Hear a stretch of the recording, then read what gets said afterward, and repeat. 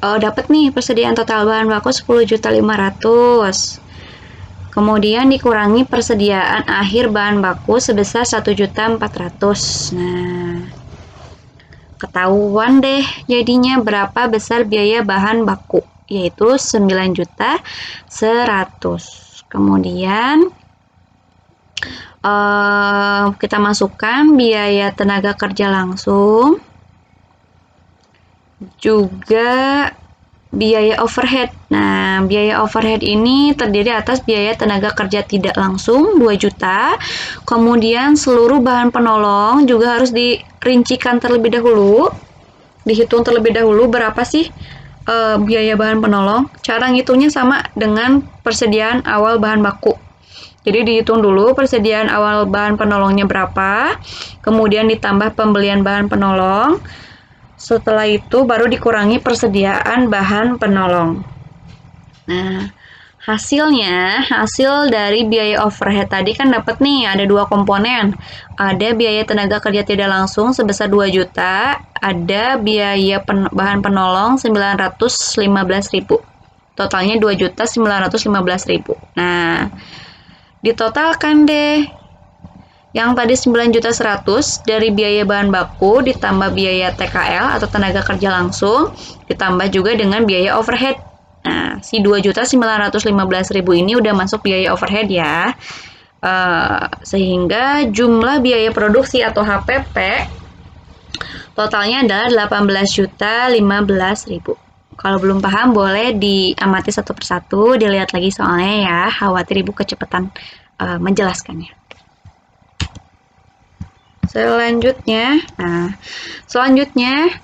ini terkait dokumen sumber dan pendukung perusahaan manufaktur. Jadi kalian harus bisa mengkategorikan nih, membedakan mana yang masuk ke dokumen sumber, mana yang masuk ke dokumen pendukung. Nah, dokumen sumber itu contohnya faktur penjualan, faktur pembelian, bukti kas keluar, bukti kas masuk, bukti memorial. Jadi pada intinya, pada setiap jurnal khusus, dokumen yang muncul tersebutlah yang dibutuhkan pada jurnal khusus tersebutlah yang dianggap sebagai dokumen sumber. Misal nih, pada jurnal khusus penjualan, maka dokumen sumbernya adalah faktur penjualan. Begitupun pada jurnal khusus pembelian, yaitu dokumen sumber yang dibutuhkannya pasti adalah faktur pembelian. Ya. Kalau bukti kas keluar itu digunakan di jurnal khusus pengeluaran kas. Kalau bukti kas masuk mendukung jurnal khusus penerimaan kas.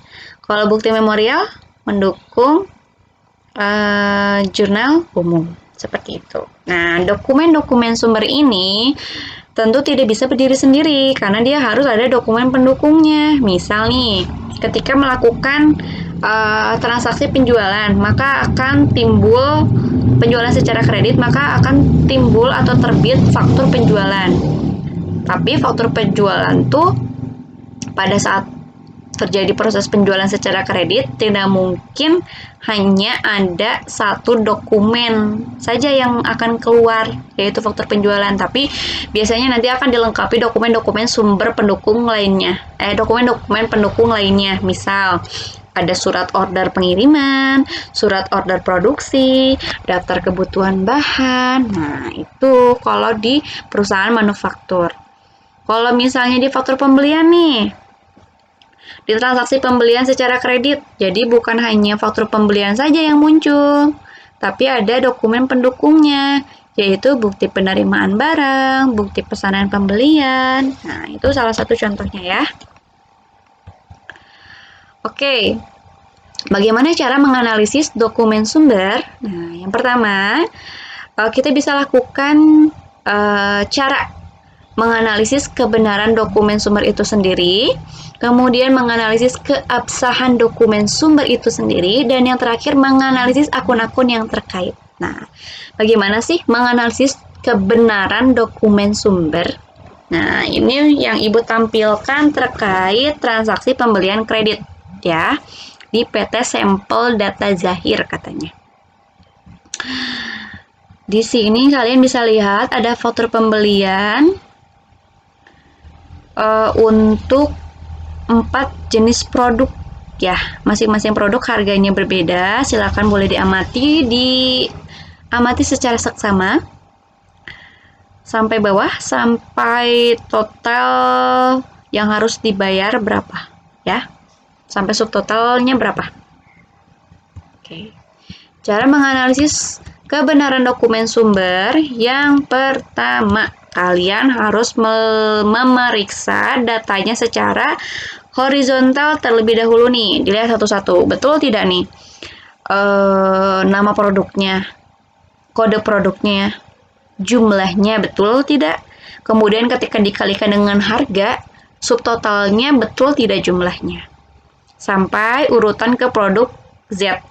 Kalian harus pastikan hitungannya sudah benar dan kode produknya juga sudah benar, tidak ada yang tertukar dengan harga antara satu produk dengan produk lainnya.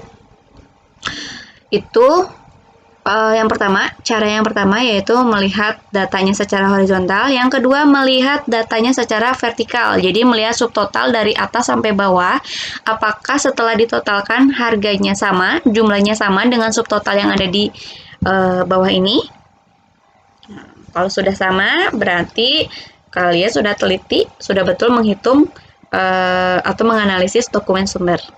Yang ketiga, kalian harus lihat nomor faktur pembeliannya betul tidak, tanggalnya sudah sesuai apa belum, kemudian saldonya, saldo keseluruhan faktur pembeliannya sudah sesuai, sudah benar atau belum. Dan harus dipastikan nama-nama yang bertanggung jawab atas faktur pembelian ini sudah tercantum dengan benar ya. Kemudian harus dilihat termnya atau pembayarannya mau dilakukan cash atau tunai, dan harus dipastikan juga harus ditandatangani ya oleh si vendor yang memesan dan yang dipesan, yaitu PT Sampel Data Zahir. Oke. Jadi yang selanjutnya adalah menganalisis akun-akun yang terkait.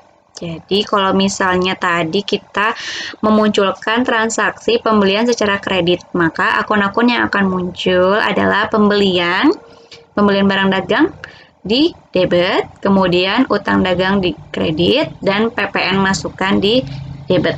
Itu contoh akun yang akan muncul saat terjadi transaksi pembelian. Wah, sudah selesai nih. Untuk materi analisis dokumen sumber dan dokumen pendukung, Ibu cukupkan sekian sampai di sini. Kita lanjut ke online meeting jika ada yang ingin ditanyakan. Jazakumullah khairan katsiran. Terima kasih sudah belajar bersama Ibu. Wassalamualaikum warahmatullahi wabarakatuh.